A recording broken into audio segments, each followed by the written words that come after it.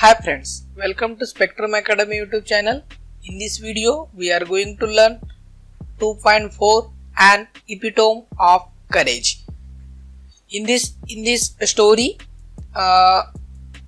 this is an inspirational story of one of the great scientists in the world. In spite of his dreaded disease that made him handicapped, he continued his extraordinary research work with a great courage. His name is Dr. Stephen Hawking. या व्हिडिओमध्ये आपण doctor Stephen Hawking यांच्या आयुष्यावर ही story आधारलेली आहे आणि ही एक ध्येयाचं एक मूर्तिमंत रूप, एक मूर्तिमंत उदाहरण कशा प्रकारे असू शकते हे आपण या पाठामधून शिकणार आहोत. सर्वप्रथम आपण चिटचॅटचे क्वेश्चन काही सॉल्व्ह करून घेऊया आणि नंतर मुख्य टेक्स्ट कडे आपण वळूया. सर्वप्रथम अ स्ट्रेंज ट्रूथ म्हणजे एक विलक्षण सत्य. Handicapped are those who refuse to take up challenges even with all their senses and physiology in perfect condition. ज्ञानेंद्रिय व शारीरिक कार्यक्षमता उत्तम स्थितीत असूनही जे लोक आव्हाने स्वीकारण्यास तयार नसतात ते खऱ्या अर्थाने दिव्यांगच असतात असं आपण म्हणूया. हे एक काय आहे, एक विलक्षण सत्य आहे. Understand and discuss the about truth. जे वरील सत्याविषयी समजून घ्या आणि तुमच्या वर्गामध्ये याविषयी चर्चा करा. How can you encourage such peoples to change and become a confident? Discuss at least 4 to 5 ways you can do the above.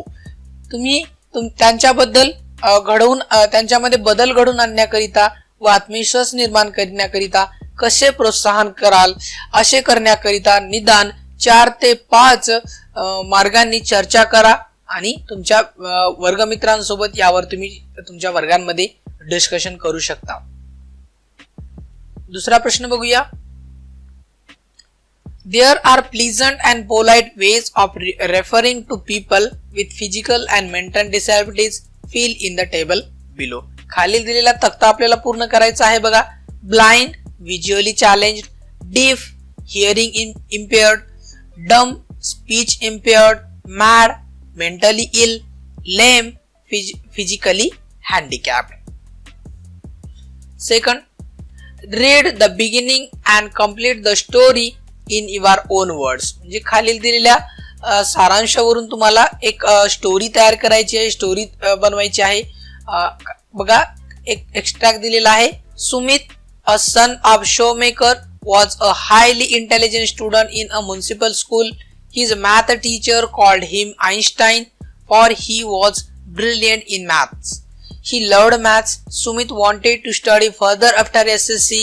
However, he suffered from polio, and like this you have to continue the story. This is the beginning of the story and you have to end story, continue story with a favorable or positive ending. So you have to write this story by your own and complete the story. Like this you can complete the story. Sumit, the son of showmaker, was a highly intelligent student in the municipal school. His math teacher called him Einstein for he was brilliant in the math. He loved math. Sumit wanted to study further after SSC. However, he suffered from polio and the disease completely paralyzed his legs and made him disabled. In spite of being handicapped, his love for mathematics did not deter him for continuing his further study. Sumit joined at a night college. He was confident to wheelchair, though he displayed exemplary courage and completed his graduation in math. His professors encouraged him to do research in the subject for his PhD. During the period, he appeared for Indian Administrative Service and stood first among all the candidates. Sumit longed for more and more fortune favors and brave. He received a scholarship of ISRO, Indian Research Space Organization, and soon he was appointed there as a junior scientist. At the age of 35, Sumit became a renowned scientist. His determination and value researched him there even when he was facing the cruel calamity.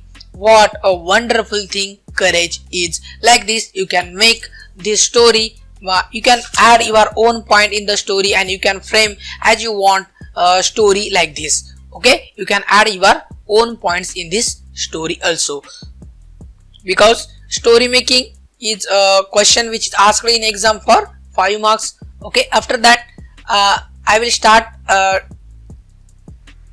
this chapter which is an epitome of courage. बघूया epitome of courage या part आपण आता याचा अर्थ समजून घेण्याचा प्रयत्न करूया. फर्स्ट जो पॅसेज आहे बघा, we often tend to hide behind our weaknesses, disabilities, handicaps और moan over them our whole life though. बघा याचा अर्थ काय होतो, अनेकदा आपण आपल्या कमतरता, वीकनेस, दुबळेपणा, डिसॅबिलिटीज, हँडिकॅप्स म्हणजे अपंगत्व और मोर्न म्हणजे यांच्या पडद्या आड आपण काय करत असतो, लपत असतो. Over them our whole life draw म्हणजे त्याचा शोक करत बसणे किंवा कुढत बसणे असा अर्थ आपण इथे घेऊया. Doctor Stephen Hawking, one of the greatest scientist of his century, did not do so. पण किंवा डॉक्टर स्टीफन हॉकिंग या शतकातील महान शास्त्रज्ञांपैकी एक होते, यांनी मात्र तसे केले नाहीये. In spite of suffering from a very rare and deadly disease, Dr. Hawking continued his research undoubted. पण डॉक्टर हॉकिंग यांनी असं केलं नाहीये, ते शंका कुशंका करत बसले नाहीये त्या गोष्टीची. त्यांनी काय केलं, त्यांचं रिसर्च त्यांनी अतिदुर्मिळ आणि अशा भयंकर आजारात, असाध्य अशा आजाराला तोंड देत त्यांनी त्यांचं रिसर्च आणि संशोधनाचं अविरत कार्य त्यांनी चालूच ठेवलं डॉक्टर स्टीफन हॉकिंग यांनी. His exemplary courage should inspire us to do our best even under trying circumstances. म्हणजे बघा त्यांचं जे महत्वाचं कार्य आहे, धैर्य आहे आणि आपण कसोटीच्या प्रसंगालाही कसे उत्तम प्रकारे सामोरे जायचे, त्यांची प्रेरणा त्यांच्याकडून आपण घेतली पाहिजे. अशाच प्रकारे त्यांची एक इन्स्पायरेशनल स्टोरी आहे स्टीफन हॉकिंग यांची, ती आता आपण या पाठातून शिकणार आहोत. या ठिकाणी एक्झाम्पलरी म्हणजे अनुकरणीय, प्रेरणादायी असं त्यांचं कार्य आहे. Exactly 300 years after the death of great scientist Galileo. Galileo हे एक महान शास्त्रज्ञ, गॅलिलिओ यांच्या मृत्यूनंतर बरोबर 300 वर्षांनी गॅलिलिओच्या मृत्यूनंतर अगदी 300 वर्षांनी 8 जानेवारी 1942. Okay, doctor Stephen Hawking was born in Oxford, London on the 8th day of January 1942. Doctor Stephen Hawking यांचा जन्म 8 जानेवारी 1942 रोजी झाला. Little did his parents know that one day their little boy would be held as one of the great scientist of this century. आणि त्यांच्या कुटुंबातील, त्यांच्या आईवडिलांना, त्यांच्या पॅरेंट्सला कुणाला देखील वाटलं नव्हतं की आमचा मुलगा या शतकातील एक महान असा सायंटिस्ट, महान असा शास्त्रज्ञ म्हणून उभारून येईल. Neither could anybody imagine that his mind would soar up into space like light. आणि याची कोणी कल्पना देखील नव्हती केली की त्यांचा मुलगा एक शतकातला एक महान असा शास्त्रज्ञ म्हणून ओळखला जाईल आणि त्याच्या बुद्धीच्या तेजाने तो पूर्ण आसमंत उजळून टाकणार आहे, असा कुणीही त्यांनी विचार केला नव्हता. मोर इम्पॉर्टंटली, महत्वाचं म्हणजे none could predict that he would be the very epitome of courage. आणि असं कुणालाही वाटलं नव्हतं, कुणालाही अंदाज आला नव्हता की तो एक धैर्याचा महामेरू म्हणून नावाजला जाणार आहे. इपिटोम ऑफ करेज, इपिटोमचा अर्थ होतो आदर्श नमुना, महामेरू, एक ग्रेट एक्झाम्पल म्हणून समोर येईल असं त्यांच्या फॅमिलीमध्ये किंवा त्यांच्या नातेवाईकांमध्ये कुणाला देखील वाटलेलं नव्हतं. नेक्स्ट पॅसेज बघूया. Courage is a wonderful thing. धैर्य ही एक विलक्षण गोष्ट आहे. It is that quality which makes people not lose heart when faced with a great calamity. अशी एक गोष्ट आहे धैर्य ही, जी की तुम्हाला महान अशा संकटांना सामोरे जाण्यासाठी तुम्हाला मदत करत असते. क्लॅमिटीचा अर्थ होतो महाभयंकर संकट. It would not be an exaggeration to say that Dr. Stephen Hawking, a lived legend of cosmology, is the very personification of courage and hope. हे म्हटलं तर अतिशोक्ती होणार नाहीये. It not be an exaggeration, असं जर म्हटलं तर अतिशोक्ती होणार नाहीये. That doctor Stephen Hawking, a living legend of cosmology, एक उत्तम असं उदाहरण, मूर्तिमंत रूप आहेत. कशाचे तर यांनी कशाविषयी स्टडी केलेली आहे, विश्व निर्मितीविषयी त्यांनी एक त्यांची स्टडी केलेली आहे, त्यांनी अभ्यास केलेला आहे. विश्वनिर्मिती शास्त्र असं आपण म्हणूया.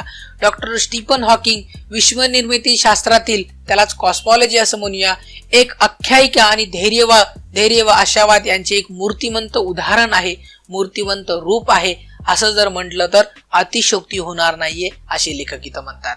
एक्सपेक्ट हिज माइंड, त्यांच्या माइंड शिवाय his whole body is bound to wheelchair thanks to a cruel quick and fate. म्हणजे बघा, त्यांच्या अगदी मेंदूशिवाय बाकी शरीराचा कोणताही भाग काम करत नव्हता आणि त्यांचं पूर्ण शरीर एका व्हीलचेअरला बांधलेलं होतं. तर इथं बघा, क्विक अँड फेट, दैवाचे विलक्षण आणि अनपेक्षित असं वळण या अर्थाने हा शब्द आलेला आहे. 8 he is one of the great scientist of this century. बघा, म्हणजे नियतीचे वेगळे पासे पडले, नियती पलटली आणि बुद्धिमत्ता सोडली, मेंदू जर सोडला त्यांचा, तर त्यांचे बाकी संपूर्ण शरीर व्हीलचेअरशी जखडलेले होते. असे असूनही ते या शतकातील एक महान शास्त्रज्ञ म्हणून नावारूपास आले. अँड अव्हरेज चाइल्ड, एका सामान्य मुलाप्रमाणे, सर्वसाधारण मुलाप्रमाणे Stephen grew up to be a normal teenager full of a mischief and lot of loves for music and mathematics. एका सामान्य मुलाप्रमाणेच त्यांची देखील ग्रोथ झालेली आहे आणि त्यांना म्युझिकची खूप आवड होती, ते खूप संगीतावर प्रेम करायचे आणि त्यांना गणिताची देखील खूप आवड होती. Even though his father wanted him to study medicine, पण त्यांच्या वडिलांना वैद्यकीय शिक्षण घ्यावे अशी मात्र त्यांच्या वडिलांची इच्छा होती. स्टीफन हॉकिंग यांना मॅथमॅटिक्स आणि म्युझिक आवडत होतं, पण त्यांच्या वडिलांना त्यांना डॉक्टर बनवणं असं त्यांचं स्वप्न होतं. He was bent on studying mathematics. The universities of Oxford at that time did not have a course in mathematics, so he opted to study physics instead. पण बघा, असा एक घटना घडली की पण स्टीफन गणिताकडे त्यांचा कल होता, मात्र ऑक्सफर्ड विद्यापीठामध्ये त्यावेळी गणिताचा अभ्यासक्रमच शिकवला जात नव्हता, गणिताचा अभ्यासक्रमच त्या ठिकाणी नव्हता. त्यामुळं स्टीफन हॉकिंग हे गणितापासून वळले आणि त्यांनी गणिताशिवाय फिजिक्स मध्ये करिअर करायचं असं त्यांनी निर्णय घेतला. भौतिक शास्त्र चा अभ्यास करण्याचं त्यांनी ठरवलं. तर या ठिकाणी बघा, कॉस्मॉलॉजी या शब्दाचा अर्थ असा होतो विश्व निर्मिती शास्त्र, आणि क्विक अँड फेट म्हणजे दैवाचं एक विलक्षण असं वळण, अनपेक्षित वळण या अर्थाने हा शब्द या ठिकाणी आलेला आहे. बघूया पुढचा passage. At the age of 17, 17व्या वर्षी Stephen started noticing that he was becoming increasingly clumsy and even fell down a couple of times for no reason. आणि वयाच्या 17व्या वर्षी त्यांना 17व्या वर्षी वय असताना त्यांना स्टीफन यांच्या आपल्या हाताची हालचालीमध्ये जडत्व आलेलं त्यांना जाणवायला लागू लागलं आणि 1-2 वेळा तर ते विनाकारणच खाली पडले. विदाउट नो रिझन ते फेल डाऊन.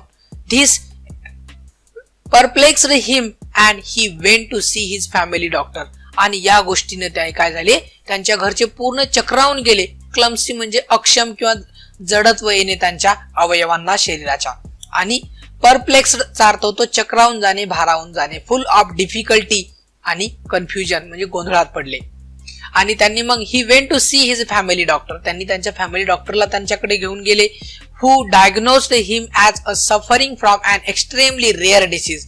आणि त्यांनी याचं निदान सांगितलं की स्टीफन हॉकिंग यांना खूप दुर्मिळ असा आजार झालेला आहे, ज्याचं नाव आहे ALS or LAU, गेहरिंग्स डिसीज, त्या आजाराचं नाव आहे. that affects the nerve system and eventually weakens all the muscles of the body. आणि त्यांना दुर्मिळ असा आजार त्यांनी झालेला आहे, अतिदुर्मिळ अशा आजारांनी ते ग्रासलेले आहेत असं डॉक्टरांनी त्यांचं निदान केलं. आणि ALS किंवा LOU हा आजाराने ते ग्रासलेले आहेत. ग्रेव्हिग्स डिसीज नावाचा त्यांना आजार झालेला आहे असं डॉक्टरांनी निदान केलं. आणि बघा, that affects the nerve system and eventually weaken all the muscles of the body. आणि या आजारामध्ये मज्जासंस्थेवर याचा परिणाम होतो आणि हळूहळू शरीरातील सर्व स्नायू कमकुवत आणि शिथिल व्हायला सुरुवात होते. म्हणजे बघा, Stephen says that even as a child his muscles coordination was nothing to write home about. आणि स्टीफन म्हणतात की लहानपणी त्यांच्या स्नायूंचा समन्वय काही फारसा चांगला नव्हता. त्यांची शिक्षकही त्यांना त्यांच्या त्यांच्या हस्ताक्षरामुळे त्रस्त व्हायचे आणि अशी आठवण स्टीफन हॉकिंग सांगतायत. Okay, nor was the inclined his muscles coordination was nothing to write home about. Her record that handwriting would send his teacher into a fit of frenzy. म्हणजे त्यांचे शिक्षक देखील नेहमी यांना स्टीफन हॉकिंगला त्यांच्या हँडरायटिंग देखील त्यांची थोडीशी चांगली नव्हती, त्याबद्दल त्यांना ते नक्की बोलायचे, म्हणजे भयंकर संतापायचे, भयंकर रागवायचे, या ठिकाणी असा अर्थ होतो. Nor was he inclined toward the sports. Nevertheless, this disease come as a bolt from the blue. बघा, आणि त्यामुळे ते कोणत्या खेळामध्ये देखील ते रुची घेत नव्हते, कोणत्या खेळामध्ये देखील भाग घेत नव्हते, कारण त्यांचे बॉडीचे अवयव त्यांना साथ देत नव्हते, हे हालचाल करण्यासाठी ते सक्षम नव्हते. आणि बघा इथं अ बोल्ट फ्रॉम द ब्ल्यू याचा अर्थ असा होतो की अगदी धक्कादायक अशी घटना, हादरवून टाकणारी अशी घटना ही स्टीफन हॉकिंग यांच्या आयुष्यामध्ये वयाच्या 17व्या वर्षीतून घडायला सुरुवात झाली.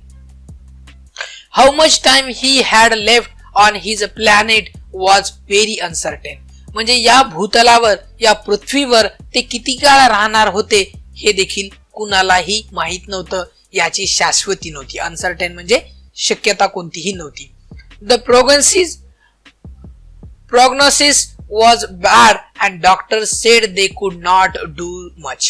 आणि बघा यावर डॉक्टरांनी देखील सांगितलं पूर्वनिदान खूप वाईट होते आणि डॉक्टरांच्या म्हणण्यानुसार फार काही करता येण्यासारखे देखील नव्हते. म्हणजे हा एक खूप रेअर, दुर्मिळ असा डिसीज त्यांना झालेला होता आणि डॉक्टर देखील यावर उपचार पूर्णपणे करू शकत नव्हते. अनडाउटेड, कोणतीही शंका न घेता Stephen decided to continue his research and even got engaged to the Jane Wild. Okay, आणि बघा स्टीफन हॉकिंग तरीही खचून न जाता त्यांनी त्यांचे संशोधन चालूच ठेवले आणि जेड वाइल्ड नावाच्या मुलीशी त्यांनी काय केलं, आपला विवाह निश्चित केला आणि या जेन वाइल्ड या नावाच्या मुलीशी त्यांनी त्यांचा विवाह केला. हा, आणि त्यानंतर बघा Hawking says that ironic as it may sound it is at this dismal stage. Dismal स्टेजचा अर्थ होतो विपरीत परिस्थिती. He begins enjoying life the most. आणि ते ऐकायला अपरोधिक वाटले तरी पण हॉकिंग म्हणतात की याच अशा परिस्थितीमध्ये, विपरीत परिस्थितीमध्ये ते जीवनाचा सर्वाधिक आनंद घेऊ लागले होते. म्हणजे ते कुडत बसले नाही, कुरकुर करत बसले नाही किंवा संकटांना हतबल होऊन बसले नाही. संकटामध्ये ते त्यांनी त्यांच्या आयुष्याचा आनंद घ्यायला त्यांनी सुरुवात केली. This he says was because he started living life for the moment and continued his doctoral research work with a renewed vigor. आणि त्यांनी काय केलं, कारण त्यांची या जागा बघा, त्यांनी त्या आयुष्याचा आनंद घ्यायला सुरुवात केली आणि त्यांनी त्यांचे डॉक्टरकीचे संशोधन नव्या जोमाने सुरू ठेवले. इन द मीन व्हाईल, दरम्यानच्या काळात the disease worked its way into a Stephen's body and left him disabled. आणि हळूहळू स्टीफन हॉकिंग यांचा या आजाराने पूर्ण त्यांच्या शरीराचा ताबा घेतला आणि त्यांना बऱ्या अंशी त्यांना काय केलं, अपंगत्व या आजाराने प्रदान केलं. बघा, ही began studying the concept of black hole to get his PhD. आणि त्यांनी त्यांच्या PhD साठी त्यांनी कृष्णविवर या संकल्पनेचा अभ्यास करायला सुरुवात केली. म्हणजे त्यांनी PhD चा अभ्यास करण्यासाठी ब्लॅक होल हा विषय घेतला, या संकल्पनेचा त्यांनी अभ्यास करायला सुरुवात केली. By this time he was confined. आणि यावेळी ते अगदी त्या व्हीलचेअरला बांधून होते, to a wheelchair, and was rapidly losing control of his hands and speech. आणि सतत त्यांचं काय व्हायचं, बोलताना त्यांचं संतुलन राहायचं नाही, बोलताना त्यांना बोलता देखील व्यवस्थित येत नव्हतं आणि शरीराचं देखील संतुलन ते व्यवस्थित प्रकारे करू शकत नव्हते आणि ते अगदी व्हीलचेअरच्या मदतीने फक्त वावरू शकत होते, व्हीलचेअरला ते बांधून होते. आणि बघा त्यांचे अवयवावरील नियंत्रण देखील झपाट्याने कमी होऊ लागले. The study of black hole sparked his imagination with the bright ideas. आणि कृष्णविवरांच्या अभ्यासाने त्यांच्या कल्पनाशक्तीला नव्याने एक चेतना निर्माण केली आणि त्यांनी म्हणजे ज्या ब्लॅक होलचा जे स्टडी करू लागले ते त्यांच्या PhD साठी, यामुळे त्यांच्या नवीन नवीन कल्पनाशक्तीला एक नवीन आयाम मिळत होता. He made many epoch making statement that shook established theories. Scientists believe that universe begins with a big bang. आणि त्यांनी काय केलं बघा, त्यांनी अनेक युगप्रवर्तक विधानांनी आणि सिद्ध झालेल्या सिद्धांतांना हादरवून टाकले आणि शास्त्रज्ञांच्या मते या विश्वाची निर्मिती एका प्रचंड विस्फोट म्हणजेच बिग बँग यापासून झालेली आहे असं देखील त्यांनी सांगितलं. बघा, to explain this concept better Stephen invented what is known as Lie algebra. आणि बघा, ही जी संकल्पना आहे, ब्लॅक होलची जी संकल्पना आहे, बिग बँगची थेअरी त्यांनी मांडली होती. या थेअरीची संकल्पना अधिक प्रभावीपणे मांडण्यासाठी त्यांनी काय केलं, चांगल्या प्रकारे स्पष्ट करण्यासाठी स्टीफन यांनी लाय अल्जेब्राचा शोध त्यांनी लावला. ओके, पुढचं बघूया, पुढचा पॅसेज. या ठिकाणी इपोच मेकिंग म्हणजे युगप्रवर्तक असा अर्थ होतो. अनडाउटेड म्हणजे धैर्य न खचता, कोणतीही शंका न घेता त्यांच्या कार्यामध्ये त्यांनी त्यांचं कार्य चालूच ठेवलं. आणि प्रॉग्नोसिसचा अर्थ होतो रोगाच्या संभाव्य चढउताराने किंवा कारणांचे पूर्ण निदान न होणे, जे डॉक्टरांनी त्यांना सांगितलं होतं आणि यावर कोणताही उपाय देखील नव्हता. बघूया पुढचा passage. Though confined to a wheelchair with no control over his body save a finger and with a computer to help him express his thought. बघा, शरीराचे नियंत्रण गेल्यामुळे ते व्हीलचेअरला जखडलेले होते, व्हीलचेअरला अगदी ते बांधून होते, तरी संगणकाच्या मदतीने, okay, with the help of computer to help him express his thought, आणि संगणकाच्या मदतीने ते त्यांचे विचार मांडू लागले, त्यांच्या संकल्पना, त्यांचं रिसर्च ते संगणकाच्या मदतीनं एक्सप्रेस करत होते. Doctor Hawking is an authority on profound subject of science. आणि डॉक्टर हॉकिंग विज्ञानातील गहन अशा विषयांमध्ये अधिकारी व्यक्ती आहेत. Numerous honorary doctorates and award have been bestowed on him. म्हणजे बघा, अनेक असंख्य मानद असे डॉक्टरेट पदव्या आणि पुरस्कार त्यांना बहाल करण्यात आलेले आहेत डॉक्टर स्टीफन हॉकिंग यांना. त्याचबरोबर बघा, he is a fellow of royal society. ते रॉयल सोसायटीचे एक फेलो देखील आहेत and member of the US national academy of science. आणि US नॅशनल अकॅडमी ऑफ सायन्सचे ते एक सदस्य देखील आहेत.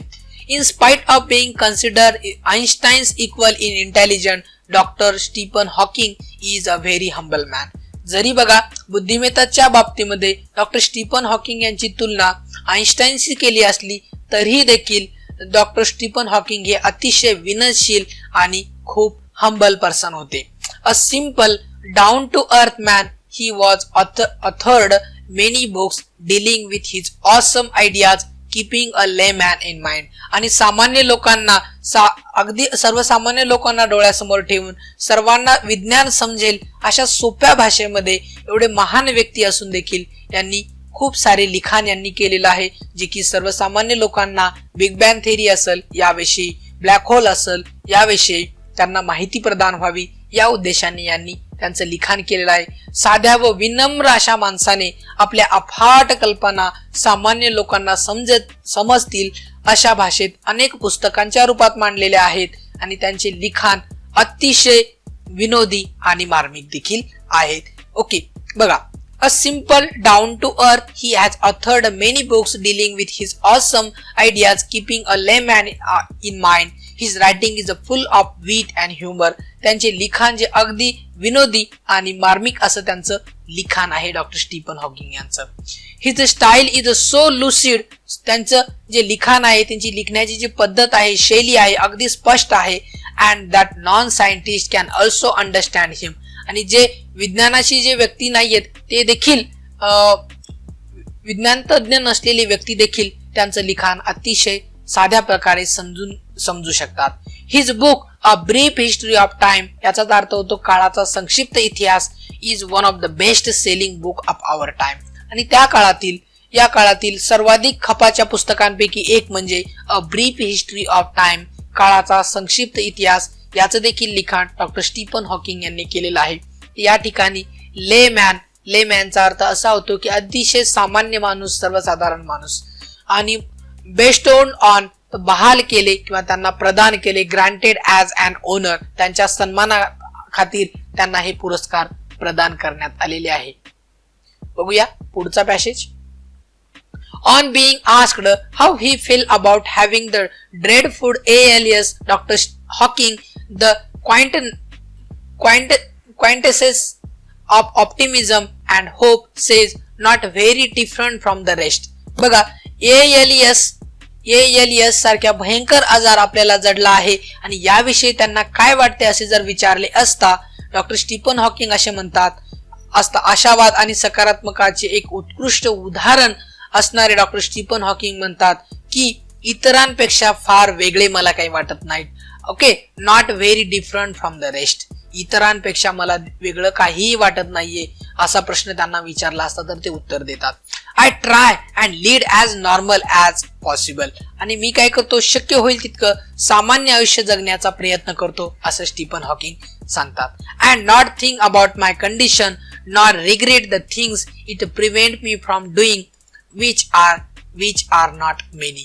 आणि मी अगदी सामान्य आयुष्य जगण्याचा प्रयत्न करतो आणि माझ्या या शारीरिक स्थितीबद्दल मी फार असा काही विचार करीत नाही आणि विचार जर केला तर मला माझ्या ध्येयापासून त्या गोष्टी मला अडवतील आणि मी त्याबद्दल खेद देखील करत नाहीये. मी माझं काम करण्याचा प्रयत्न करतो आणि मला या माझ्या परिस्थिती जर विचारलं तर मला फक्त सामान्य लोकांसारखंच मला देखील फील होतंय, फार काही वेगळं मला असं वाटत नाहीये असं स्टीफन हॉकिंग सांगतात. या गोष्टीवरून आपल्याला समजेल की स्टीफन हॉकिंग यांची थिंकिंग कशा प्रकारचे होते, ते किती आयुष्यामध्ये सकारात्मक विचाराचे होते हे आपल्याला या पॅसेज मधून समजेल. Doctor Hawking firmly believed that in the next millennium science will discover the core secret of the universe, its origin, its history and maybe even predict its ultimate demise. आणि स्टीफन हॉकिंग यांचा अगदी ठामपणे मत आहे की पुढील हजारो वर्षात विज्ञानाला विश्वाची मूळ रहस्य उलगडता येतील. विश्वाचा प्रारंभ कशा प्रकारे झाला, विश्वाची निर्मिती कशा प्रकारे झाली, इतिहास काय आहे यामागे आणि विश्वाचा कदाचित अंत कधी असेल याविषयी देखील, नाश कधी होणार आहे याविषयी देखील भाकीत नक्कीच येणाऱ्या काळामध्ये वर्तवलं जाईल असे स्टीफन हॉकिंग हे अगदी ठामपणे विश्वासूपणे हे सांगतायत. Like Dr. Hawking, there